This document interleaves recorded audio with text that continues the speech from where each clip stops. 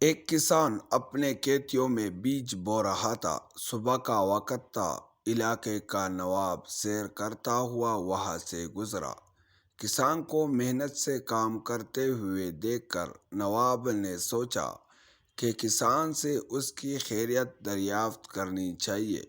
وہ گھوڑے سے اترا اور کھیت کے کنارے پہنچ کر کسان سے پوچھا، کیوں بھائی، کھیتی باڑی میں تم اس قدر محنت کرتے ہو، کتنا کچھ کما لیتے ہو، کچھ فائدہ بھی ہوتا ہے یا نہیں؟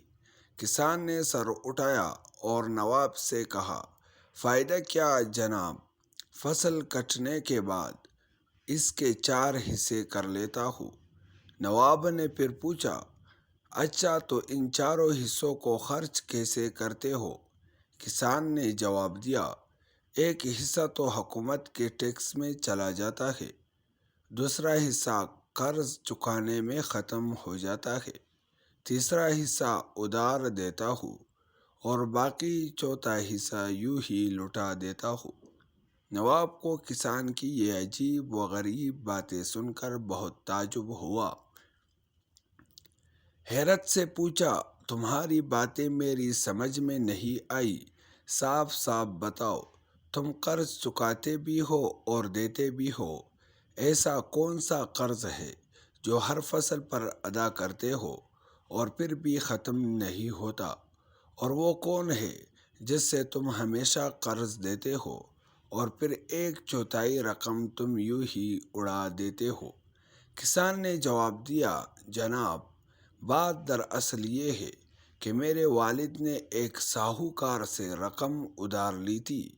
والد کے مرنے کے بعد اس کا سود میں ادا کرتا ہوں، ایک حصہ ٹیکس دینے کے، دوسرا حصہ یہ ادا ہو جاتا ہے۔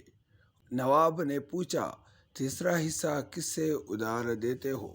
کسان نے کہا، یہ میں اپنے 2 لڑکوں پر خرچ کرتا ہوں تاکہ بڑھاپے میں وہ مجھ پر خرچ کرے۔ نواب نے پوچھا، اور یہ ایک حصہ فضول کیوں اڑا دیتے ہو؟